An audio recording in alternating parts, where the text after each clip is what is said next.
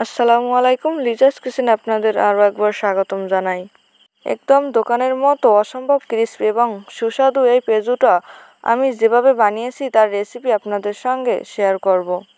প্রথমেই নিয়ে নেব একটি বাটি, এরপর দিয়ে দেব 1 কাপ মসুর ডাল, ধুয়ে পরিষ্কার করে এরপর পানি দিয়ে ভিজিয়ে রেখে দিব।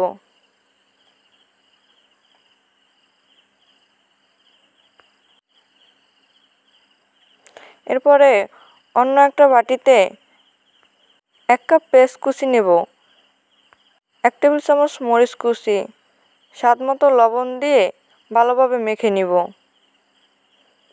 এমনভাবে মাখাতে হবে যেন পেঁয়াজটা নেতিয়ে যায়। মাখা হয়ে গেলে এরপরে দিয়ে দেব 1/2 চামচ আদা বাটা, 1/2 চামচ রসুন বাটা, 1/2 চামচ জিরা বাটা। এরপরে ধুয়ে রাখা মসুর ডাল বেটে আধা ভাঙা করে নিয়েছি। অল্প পরিমাণে আটা এবং বেসন দিয়েছি। এরপরে মাখিয়ে নেব।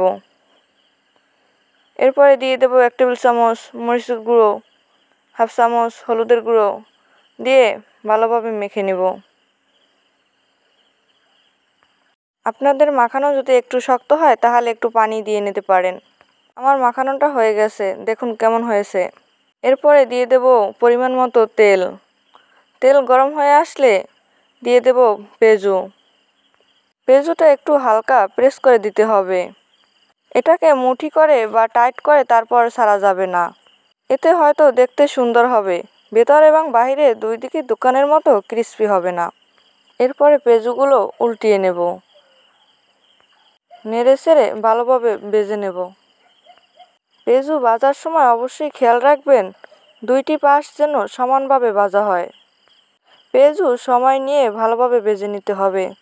যত সময় নিয়ে করতে পারবেন তত ক্রিস্পি হবে। যত সময় নিয়ে পেঁয়াজুগুলো ভাজবেন তাহলে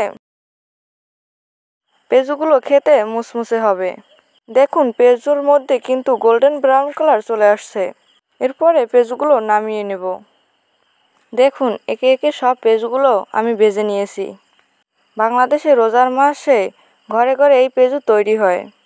ভিডিওটি ভালো লাগলে চ্যানেলটি সাবস্ক্রাইব করে পাশে থাকুন। ধন্যবাদ।